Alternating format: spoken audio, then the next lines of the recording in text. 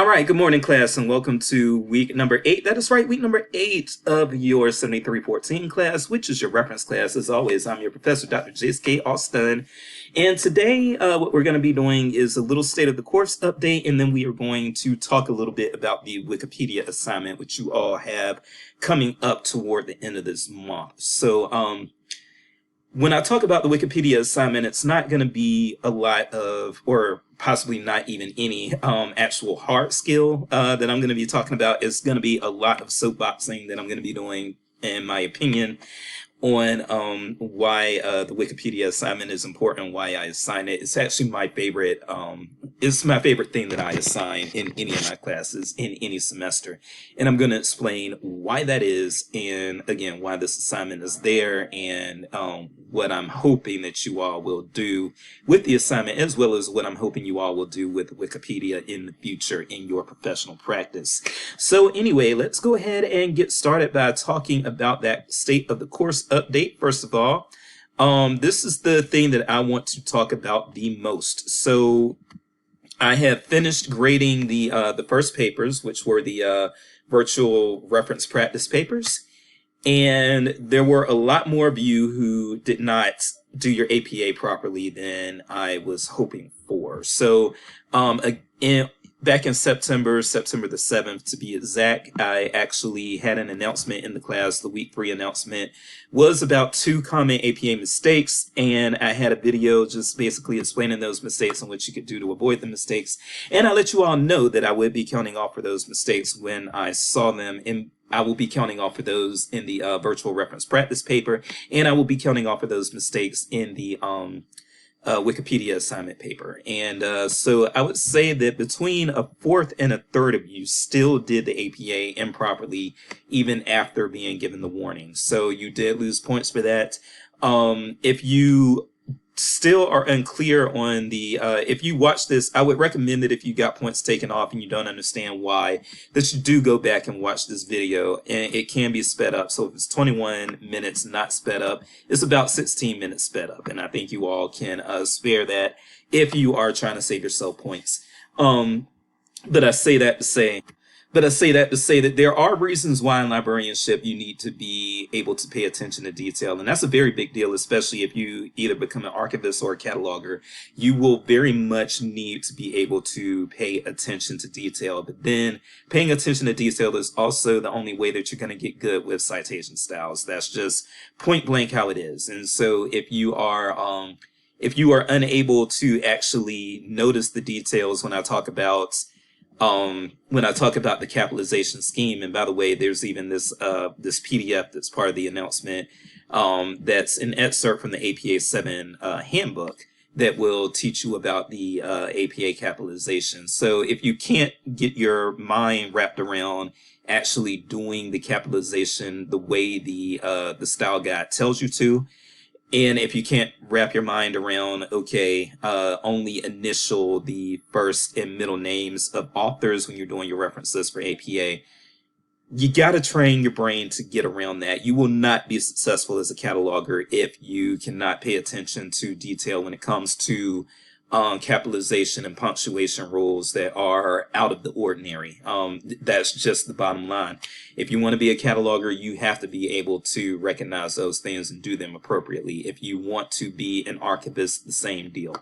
And if you are going to be an academic librarian of any type and you are required to publish, then yes, when you publish, the people that are editing and publishing your work, they are going to expect you to be able to notice the nuances of a citation style and use the citation style properly. So for those of you who, again, lost points because your APA wasn't proper or it wasn't consistent, and a lot of you were doing that too. I had a lot of people get their APA right on a citation in their reference list, and then on the same paper in another reference, they got it wrong. You have to be consistent as well. You have to follow the rules all the way through. And this is not me being a prick. For those of you who think I'm just being a prick, no, this isn't just me being a prick. I am trying to prepare you for this field. That is why I take this so seriously and why I'm such a taskmaster with it. You have to be able, again, to learn a citation style to be successful in this field if you are going to be an academic librarian who has to publish, or if you are going to be an archivist or a cataloger. You need to be able to train your eye to those minute details. If you're going to be a public librarian or a school librarian, it's not going to be quite as important. But some of you are also going to go into a branch of librarianship that you weren't expecting to, and that was the case for me as well. I was expecting to become a public librarian, and then I spent most of my librarian career in academic libraries, okay? So you never really know how things are going to go, and that's why I'm trying to prepare everyone. Even if you say, Dr. Jace, I'm just going to be a school librarian, so I don't need to know all this. That's what you're saying now. You might end up doing something totally different after you graduate. So again, I've got to prepare you all for these things, okay? So again, if you lost points for improper APA citations, then by all means, please watch that video. Look at the Purdue OWL again, read over it. If you have access to the style guide, you might want to look at it. And then also you might want to use the online writery to look over your citations before you submit them. Because again, with the Wikipedia assignment, which I'll be talking about in this video, again, I will be taking off points if you do not do the APA properly, okay? So the next thing I want to get into is I do want to talk about also when the Wikipedia assignment is due. So whoops, that really wasn't where I wanted to go in order to do that. This will be better. So, the Wikipedia assignment, for those of you who are, excuse me, I've got too many tabs open. Let me get in the right tab here. I apologize. So, your assignments that are coming up, by the way, the remainder of your assignments are that you do have the Wikipedia assignment, which is coming up October 23rd. So that is a week from this coming Sunday. That's when your Wikipedia edit assignment is going to be due. But the Wikipedia edit assignment, I've had students give me feedback and tell me that they finished that within 2 to 3 days. So it's not very time consuming. And if you've edited Wikipedia before, you might even get through it even quicker than that. Some people just get through it in one afternoon. But that's going to be due on October the 23rd. Then we have the LibGuide assignment that's going to be due in late November, November the 28th. And I've already done my announcement related. That was last week when I did my announcement related to the LibGuide assignment. So for those of you who are unclear or nervous about the LibGuide, you might want to look over those materials, those videos that I posted in there, as well as those tutorials. And then the semester-long project is due on December the 12th, okay? So when it comes to the Wikipedia assignment, just like with the virtual reference practice assignment, I will be taking off for improper APA use. If you lost points for improper APA use on the virtual reference assignment, then you need to get it together and do this better. Okay, that's all I can really say about that. We do have a prong in the rubric: no English or APA errors. Screenshots included as well, of course. So again, that's what's coming down the pipeline with that. If you want to get a perfect score on the Wikipedia edit assignment, I recommend that you all figure out what you're doing with your APA and you apply your APA consistently, because if you break the rules with one of your reference list references, but you don't with the others, you're still going to lose points. And that's another thing that I need to drive home. Okay. And don't just copy and paste things from databases, because I know at least 1 or 2 of you did that. And if you copy and paste the citations from the databases, again, I've said before, those are only 80% accurate. That might sound good, but that means 1 in every 5 is inaccurate. And that means that if you're citing 5 works, then 1 of them is probably incorrect in the computer generated APA citation that you get out of the database. Okay. All right. So now let's talk some APA. Let's talk some Wikipedia. All right. So again, from here, I'm mostly soapboxing. If you do listen to this, you may get a better picture of what librarians are starting to believe about Wikipedia these days, as opposed to what they used to believe about it. And you might get a better or fuller picture as to why you even have this Wikipedia assignment in this class, and also some things that you can, what librarians use Wikipedia for these days, and how you might use Wikipedia to your advantage in the future. Okay, so let's talk some Wikipedia, and let's talk about it in some librarian terms that are actually going to possibly be very useful for you as you are going out on the job market and making the case that you should be hired by whatever libraries you are applying for. So one thing that you've probably been told in school previously that is actually not necessarily the case and not how educators and librarians these days are looking at things is you had probably been told at some point in your education prior to now that Wikipedia is inaccurate and unreliable, and you should not be using it in any sort of professional practice. And I am here to tell you that that's really not the case. First of all, Wikipedia is not inaccurate. For those of you who have been told that Wikipedia is inaccurate, it is actually not more inaccurate than any other major information source, and that does include Encyclopedia Britannica. They have done studies and found that Wikipedia tends to be just as accurate as Encyclopedia Britannica. So the problem with Wikipedia when it comes to using it for academic purposes is not inaccuracy, but it does have two other issues that as a librarian you need to be mindful of, and these are two flaws that make Wikipedia unsuitable for actually being cited as a source in academic writing or in professional writing, except in a few circumstances. Wikipedia, again, its issues are not accuracy. The issues with Wikipedia are authority and stability. And let me tell you what I mean by those two things. So let's first go with authority. Wikipedia does have the little top page and everything so that you can keep up with who's making what edits and all that sort of thing. But Wikipedia, the articles and information on Wikipedia is actually not explicitly bylined. And a lot of people who do Wikipedia edits do them anonymously. And then a lot of other people who do Wikipedia edits, they have usernames and are registered with the site, but we still don't exactly know who they are. So this is why this is an authority issue. And so what I mean when I say authority is that when we talk about reliable information, a lot of times what we want is we want bylines, and we want to be able to know who is writing the information we consume, because then we can vet why they might be writing the information the way that they are, why they're presenting it the way they are, and we might be able to actually vet what the author's actual credentials are, what their biases might be, and so forth and so on. So to kind of explain what I mean there, if you get two news articles, not even news articles, but like news op-ed columns, things that are opinion based, and you get one that's written by Tucker Carlson, right? And then you get one that's written by Joy Reid. We know that those two people are on the opposite ends of the political spectrum. They do both right, but what you will get with this result is that if you have their bylines and you can say, okay, this is information that was written and presented to me, and this information was written by Tucker Carlson. So if it's written by Tucker Carlson, then I can expect some bias. I can expect that it's probably going to have a right-leaning bias, a conservative-leaning bias, or a bias in favor of the Republican Party, okay, or candidates affiliated with the Republican Party. Same goes with Joy Reid. If I see an op-ed column and I see Joy Reid in the byline, MSNBC host, then I know, okay, this is probably something with a leftist slant. It's probably going to be more favorable to the Democratic Party than to the Republican Party. And it's probably something that is going to have a progressive bias in it.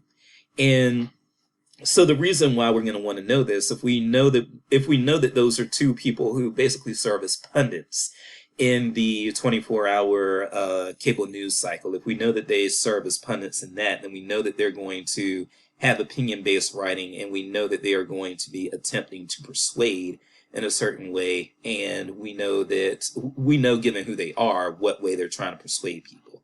So we can compare that to when I used to be a newspaper reporter many, many years ago. And when I was a newspaper reporter, I was just a newspaper reporter. I did columns every now and then, but I was mostly just an objective reporter. So if you saw my name on a byline for the Henderson Daily Dispatch or the Durham Herald Sun, then you would know that what was coming from me, unless it was on the op-ed page, was just something that was supposed to be an objective news report. And so when we talk about Wikipedia as a source, we don't know who's authoring the content, so we don't know exactly what the motivations are, we don't know what the biases are, and so forth and so on. So when we talk about information literacy, yes, that information is still probably accurate, but we're not necessarily sure if there's an objective that the authors who put the information together, we're not exactly sure what their objectives are, what their biases are, and so forth and so on. And not knowing that can be detrimental if we present um, information to somebody that is biased and we didn't know it was biased. And again, you don't really have bylines on Wikipedia articles. You can go digging through the top pages to find out who actually contributed what information, but even that's very time consuming, and a lot of people are using usernames and not their real names, so that makes it even more time consuming if you want to figure out exactly who wrote the information or who edited the information. The other issue with Wikipedia, again, is not accuracy, but is stability. And when I talk about stability, what I'm talking about is whether or not when you revisit the source, it's going to say the same thing tomorrow that it said yesterday. All right? If a source is likely to say something different from one day to the next, then that source is not stable. And so that is also a big deal, particularly when you are citing information. You want, if you are using a source to cite in something that you're putting together, you are going to want the information that you cite. You are going to want your sources to say the same thing in 1999 that they say in 2019. And Wikipedia just does not have that. But that doesn't mean that it's inaccurate. So let me give you an example of that. Now, this is a very hypothetical example that does not match what goes on in the real world, but hopefully this will illustrate my point.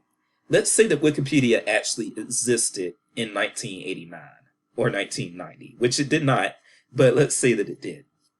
If Wikipedia existed in 1989 and Wikipedia described the USSR as a country, if it said the USSR is a country, if it says that and it says that in 1989, it's accurate. But if Wikipedia turns around and in 1999 it says the USSR was a country, that would also still be accurate, if that makes sense. And the reason why is because the USSR broke up in the early 90s. So in 1989 it was a country, but by 1999 it was not a country. And so it would be accurate for Wikipedia to say that the USSR is a country in 1989. It would also be accurate for Wikipedia to say the USSR was a country in 1999. So it's still accurate in both of those cases, but it's saying different things because it's an unstable source. Whereas if you were to get Encyclopedia Britannica edition from 1989, that Encyclopedia Britannica edition would say that the USSR is a country, but it will still say that if you got that 1989 edition, it would still say that today. That 1989 version of the encyclopedia, if you picked it up today, it would still say the USSR is a country. And that actually would be less accurate than Wikipedia because the USSR is no longer a country. However, you still want that source that you're citing to say the same thing. If you're citing it for academic purposes or for most other publishing purposes, you want it to say the same thing. Again, in 1989 that it says in 2019. Okay. And so Wikipedia just is not going to be that type of source, but that's a good thing because Wikipedia is supposed to be something that you can edit right at the moment. You can edit it to reflect changes in current events and everything, and that makes it good as a source to use in different circumstances, but it doesn't make it a good source to use when you are trying to do academic writing or other types of formal publishing, except in certain situations, like I said. So again, I say all of that to say that Wikipedia's issues are not accuracy, but they are authority and stability. I'm going to get into some other things, but now might be a good time to pause. So if you want to pause and take a break, grab a snack, and then resume the video, you're welcome to do that now. All right, so now a few other words and why this Wikipedia assignment is my favorite assignment that I assign in any of my classes here at Mizzou. The reason why I like this Wikipedia assignment so much is because this is something that actually benefits people outside of this classroom. And so that is a big deal to me. I do want you all, I stated this before, I believe last week in the check-in video last week. But even though there's language saying that you need to pick such and such Wikipedia page, all of that is out the window. That is just written language to protect me.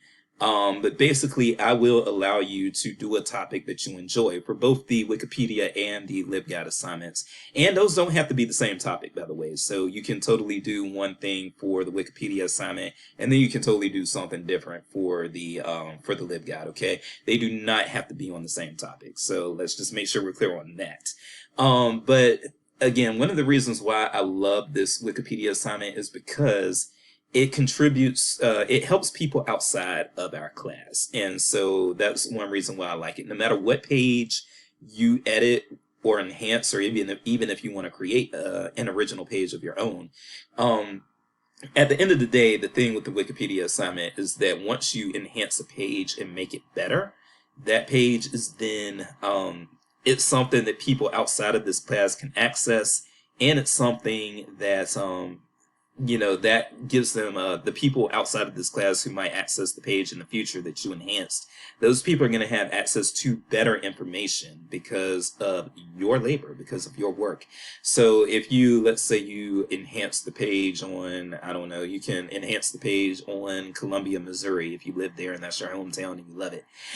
If you want to enhance the Columbia, Missouri page, you can go to the Columbia, Missouri page. You can add sources, do whatever it takes to enhance it.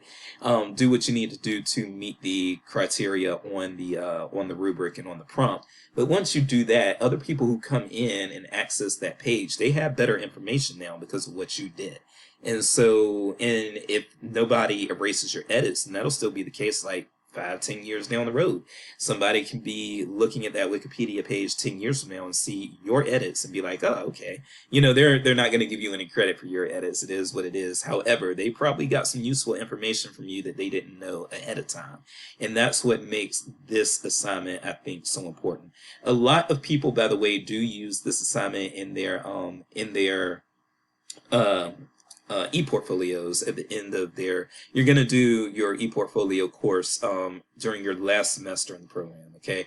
And so student learning outcome number 4, SLO 4 as we call it, that deals with users and user services. And so with the Wikipedia edit assignment, a lot of people use this for their e-portfolio because it is an assignment that focuses on the end user, an assignment that focuses on the library user, okay? So one thing that I do want to make clear, and this is totally acceptable, it's something that probably all of you are going to do, even if you have managers who say don't do it, and even if you have professors who say don't do it. I'm going to be the rogue, and I'm going to tell you this is probably what you're going to end up doing anyway.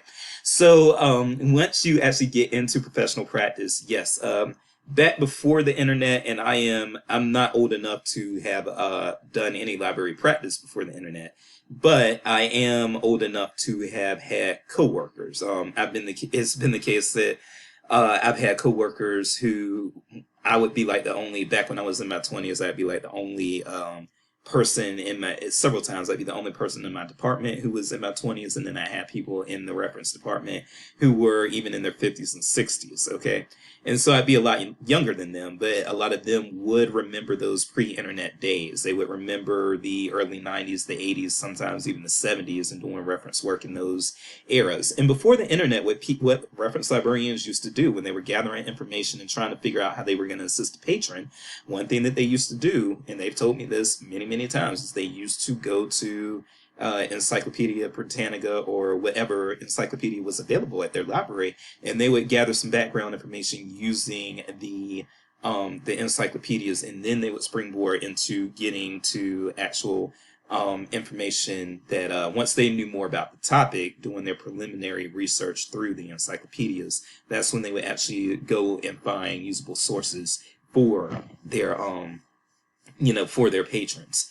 But nowadays in the internet world, Wikipedia is actually, in my experience, a lot more useful than those old encyclopedias in getting your preliminary information. So when somebody comes up to you, and I've had this happen a lot, somebody will just come up and they'll have some topic that I've never heard of before. whether it's like a lot of times that'll be a medical condition, but there can be a lot of other things too, a type of animal, some scientific term, some medical term, some business term. There are a lot of things that you can be hit with. And you have no idea what your patron is talking about. And you can ask your patron for some information as well, some clarifying information that helps you determine what they're looking for and what keywords you're going to use in order to find some sources that are going to help them out. But in addition to asking for that clarifying information and gathering that clarifying information, one thing that, again, you're probably going to want to do is you're probably going to want to hop up on Wikipedia real quick, gather some background information, follow some links even, get a better picture of what your patron is talking about. And then from there, what you can do is once you have a better understanding of what your patron is talking about and what they're looking for, that's when you can look for synonyms of the words that they're using and all these other things. And you can have a fuller search because you know more search terms and you know what to look for and that sort of thing. Okay, so as I put all that out there to say that yes, you are probably going to use Wikipedia at the very least in your professional practice in order to gain background information on a topic that you're asked about, and then from there you would use your little Wikipedia information to springboard to find synonyms of words that the patron is using. And that way you will get more vocabulary. You might work yourself into some controlled vocabulary, but that's how you end up actually finding, the information that your patrons are needing without asking your patrons so much that they're like, well, I could just do this myself. Because there is a such thing. I know that we've seen in the materials in the class so far, I know we've seen that you ask the patron questions so that you can get to the heart of what their information need is. And that is very, very true. But there are also going to be times, and the more you work, the better a feel you're going to get for this. There are going to be times when you're not going to want to bombard the patron with questions because then they're just going to think, oh, you're some kind of idiot that doesn't know anything, and they might as well do the search themselves. And you don't want to do that. So that's why it's savvy to start gaining some of that necessary information by looking at Wikipedia and gaining that information that's kind of on a superficial level, but it's stuff that's easy to digest really quickly, and from there you can go and dig into their information need. And then also the footnotes and endnotes in Wikipedia can be useful sources that you can direct your patrons to a lot of the time. Okay, so there are a few other things that I want to talk about. First of all, let's actually talk about Wikipedia editathons first, and then I'll talk a little bit about Stephen Pruitt. So when we talk about Wikipedia editathons, this is something else that I'm trying to actually cultivate within this class and get y'all possibly interested in doing this in the future. So a lot of librarians will participate in Wikipedia editathons, and a lot of librarians actually do sponsor Wikipedia editathons. And what Wikipedia editathons are basically are Wikipedia editathons are just blocks of time that are established, and people come in, information professionals come in, librarians come in, and then also a lot of times people who are experts in their field, they come in and they devote that time to enhancing and making better what they see on Wikipedia. So for instance, if you have a Wikipedia editathon that is sponsored by, I don't know, I'm just going to yank an example. Let's say you have a Wikipedia editathon that is sponsored by the NAACP, and they get a bunch of librarians together as well as a bunch of maybe African American studies professors, authors who write books about the African American lifestyle, experience, culture, etc., etc. And what you can end up with is, because Wikipedia has a problem. Wikipedia has problems with bias related to downplaying the contributions, and it's not an intentional bias, but when you look at Wikipedia pages, you will see that the contributions of women to various topics are often they're under described in Wikipedia articles, and the same is true with ethnic minorities or people of color. So, and in fact, let me actually take some time to show you all that as well. So you can Google Wikipedia problem with women, and quite a few articles are going to come up, including they have their own article on Wikipedia, gender bias in Wikipedia. But basically what you will find is that again, the contributions of, that's not what I wanted, hold on a second. So I've got a little bit of a the recording software I use. It has little buttons on it, and the buttons were kind of hidden due to where the screen capture software was aimed. So I apologize for that. So this should look better. You can just Google Wikipedia problem with women, and you will see that most of the people who edit Wikipedia are men, and most of the contributions to Wikipedia articles focus on the contributions that men have made to the particular subject in question. So Wikipedia has a huge, huge, huge gender imbalance, okay? But what I have seen are several libraries and a lot of other outfits that look out for women's studies or things like that. They go in and they host Wikipedia editathons, and what they do is they enhance these articles a little better. So that, like, for instance, you can have I believe, for instance, I think I read this somewhere. I apologize if I'm wrong, but I believe that I've read that women generally, women will often have more problems related to thyroid issues than men will. And so you might have you could, for instance, potentially have a Wikipedia article that's about the thyroid gland, and then it talks about potential problems that medical problems that people have with their thyroid glands, but then it may fail if it's an article that was started by a man and then most of the contributors have been men. There's a good chance that the article will not describe the fact that women or biological females often have more problems with thyroid issues than biological men will.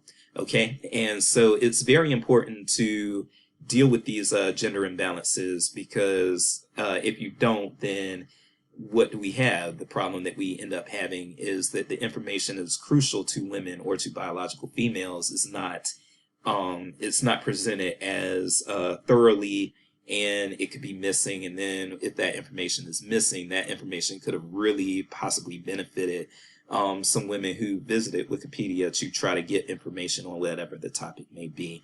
So you may, if you have the time, you actually may want to dig into some of these articles here, because these can be very, very eye-opening, these gender bias issues that you will see with Wikipedia. Okay, so again, I would say that Wikipedia, there are biases with people of color as well, but the gender bias that it reflects really, really shows up. But for instance, if I were to, I'm a biological male and a cis male, but I would say that if I were editing Wikipedia, I care about the women's issues, of course, too, but I have a very particular sensitivity to whether or not the contributions of African Americans are being whether or not that balance is there, and whether or not those contributions are being respected as much as they should.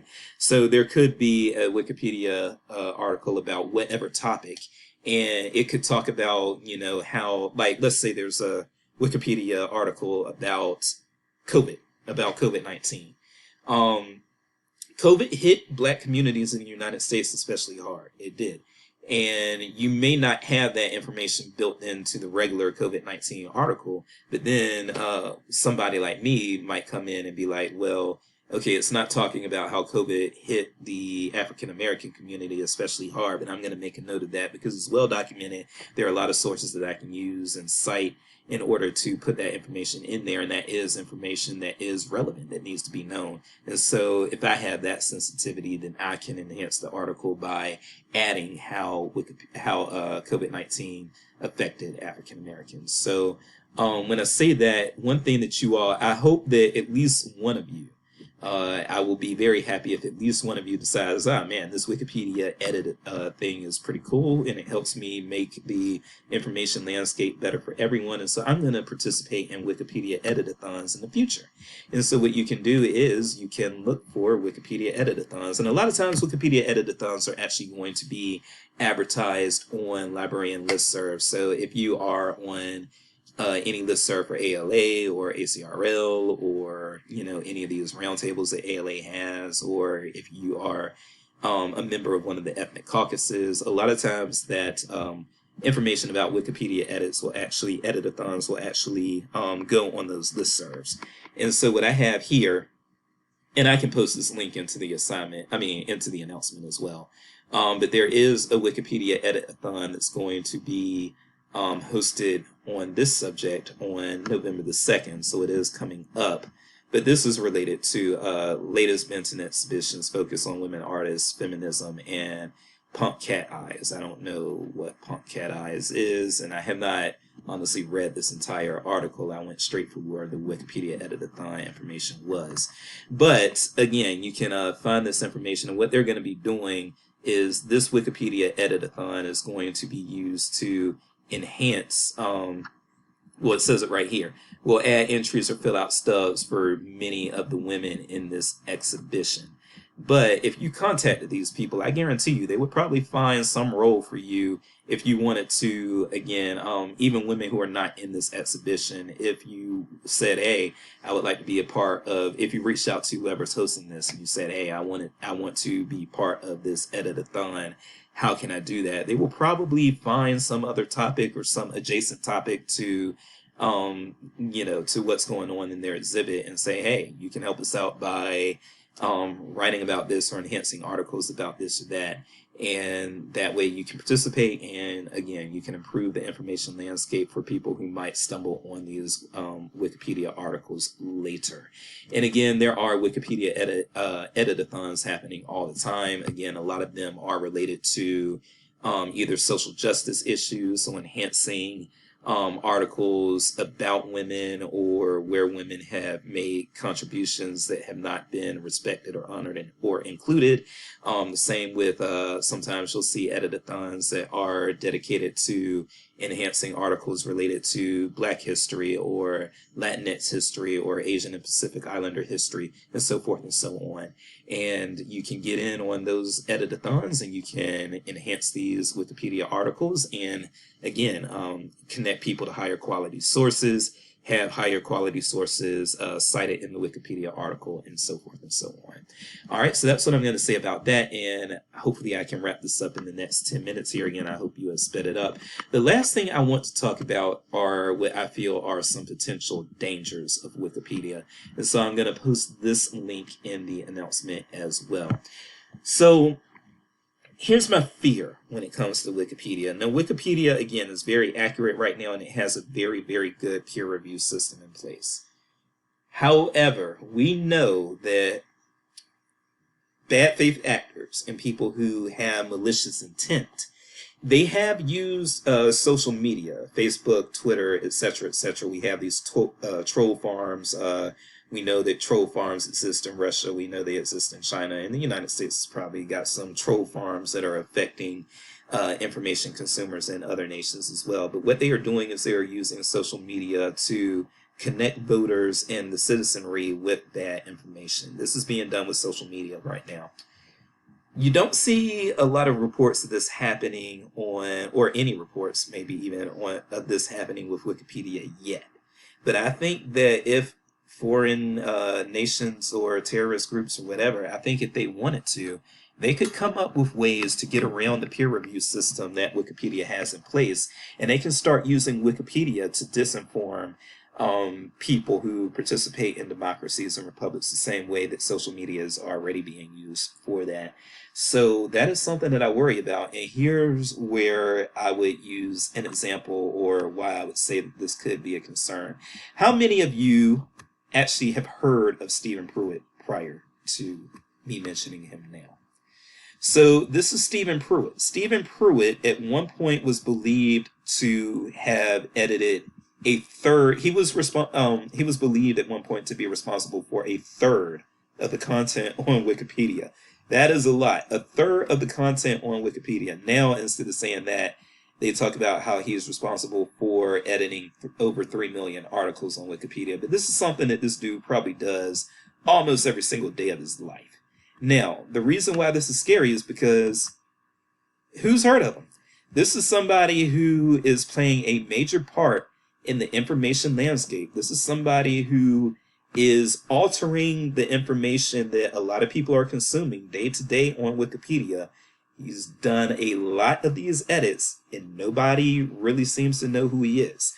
He's not talked about a lot. We don't know what edits he has and has not done unless we, again, go back in those top pages and look specifically. We don't know what his biases and intentions actually may be. I'm assuming he's a good guy, but we honestly cannot vet. We cannot vet Stephen Pruitt to really know what he's up to. We just have to take in good faith that he is actually doing things that are for the greater good. But what if he's not? Okay. And so this is what I worry about. You have, who knows who these Wikipedia editors are?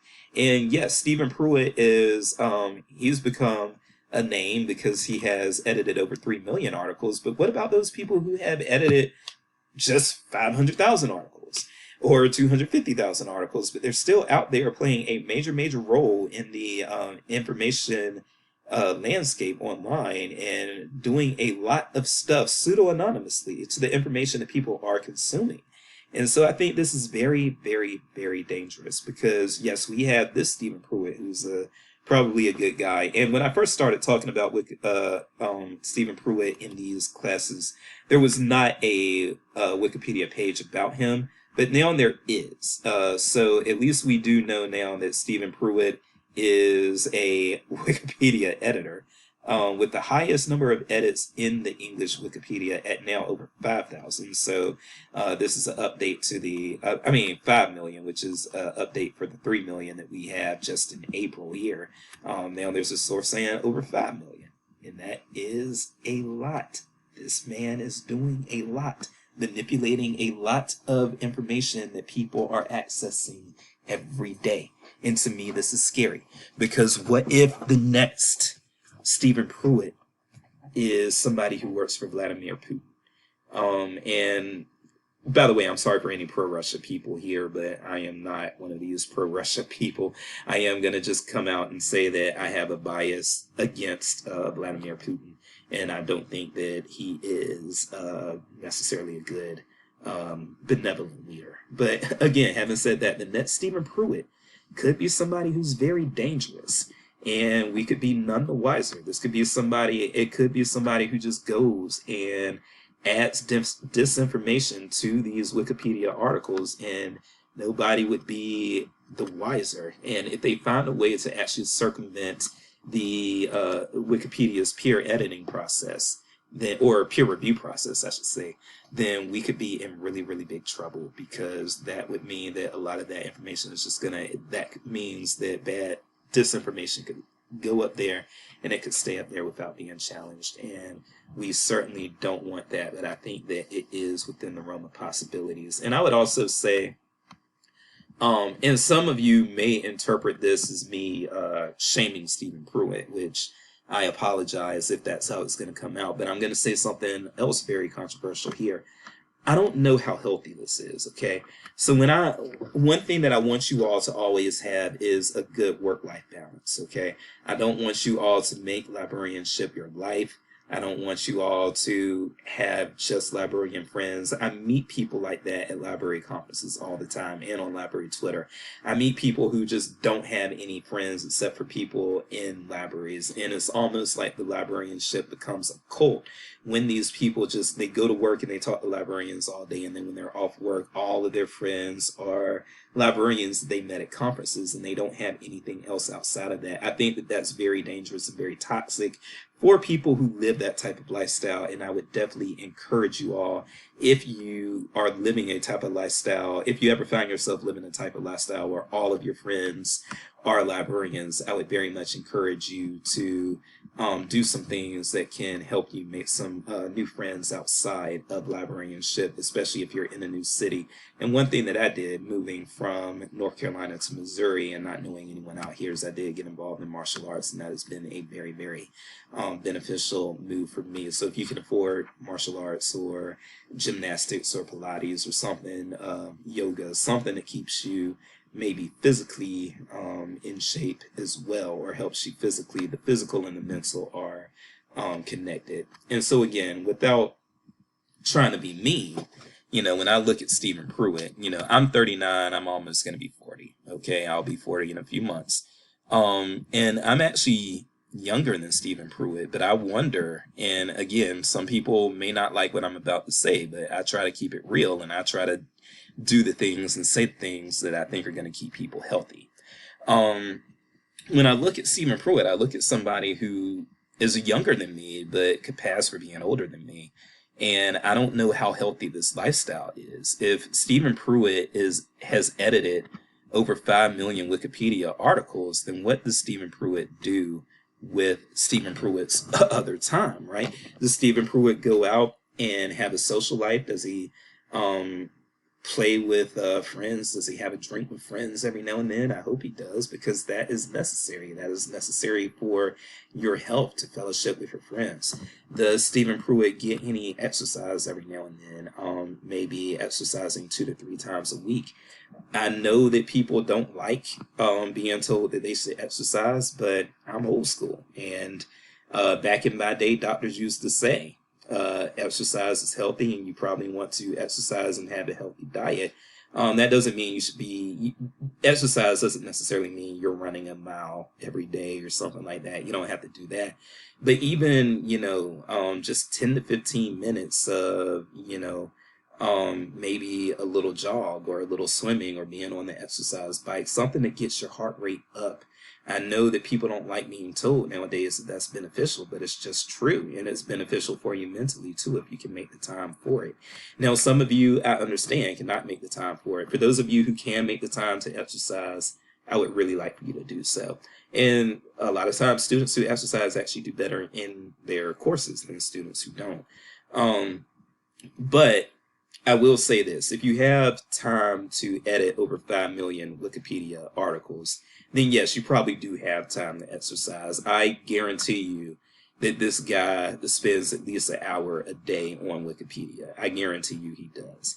And if he, even if he spends, maybe not even an hour a day, if he spends 3 hours a week on Wikipedia, then in order to make those 5 million edits, then why can't he, instead of spending 3 hours a week on Wikipedia to make the edits, why can't he spend an hour and a half on Wikipedia every week? And then that other hour and a half, he can split that up into 3 30-minute workout sessions per week. You know what I'm saying? Where, and he does, again, he doesn't have to run a mile or do anything like that, but just stretch a little bit and maybe do some yoga. Maybe do a little swimming or get on the exercise bike after you stretch for 20 minutes. That is good for you. And I guarantee you, if he is spending 3 hours a week on Wikipedia, then he could spend half of that on Wikipedia, and then he could use the other half of that to actually exercise. Again, I know it's controversial to tell people to exercise in this day and time, but I'm just going to be one of those controversial people. If you are, I think it's good for people. I think it's good for people to watch their diet, and I think it's good for people to exercise. And if you're offended about that, then I'm sorry. But I've just seen too many cases where those who do exercise and watch their diet, and those who do have social lives and don't just spend all of their time in front of a computer editing Wikipedia or being on Facebook or whatever the case may be, those people are both physically and mentally healthier. And that's what I want for you all. And I do not think it's healthy. I would never want to hear that one of you all actually made 5 million edits to Wikipedia in your life. I would not want to hear that, because that means that you probably did it at the expense of your social life, or at the expense of your family life, or at the expense of getting some exercise, or otherwise taking care of yourself. You got to sleep too. Exercise a lot of times doesn't do that much good if you're not getting proper rest. So, Stephen Pruitt also strikes me as somebody who might stay up and lose sleep because he's editing Wikipedia, and I don't think that's good. Okay. I say all of this just to say, again, we have people who are in the information landscape who are doing things like editing Wikipedia, and we don't really know who they are, why they're doing it, what specific edits they make, and we don't have the time to actually go out and get that information. Again, you can dig and find it if you look at those top pages, but that's a fool's errand. There's a lot going on in those top pages. So I'm going to leave it right there. Again, if you were offended by what I said, I still hope that you're going to chew on it a little bit because, quite frankly, I think there are way too many people out here who have been told that, for one reason or another, that they shouldn't exercise or they shouldn't eat healthy. And, do what you want to do. It's a free country, but I just know that when you're exercising and eating better, the physical and the mental are connected. And I would like for you all to respect that. You may end up being more depressed if you're eating salty, high calorie food and you're not doing your due in exercise. Okay. So I will leave it right there. I am Dr. Jace, and a Wikipedia page is something that, sorry, got kind of stopped up there. I am Dr. Jace, and a bad Wikipedia page is something that you may want to recommend be erased. And I've seen that before. So, having said that, that's it for me, and I will see you all next week. Thank you for listening, and bye-bye.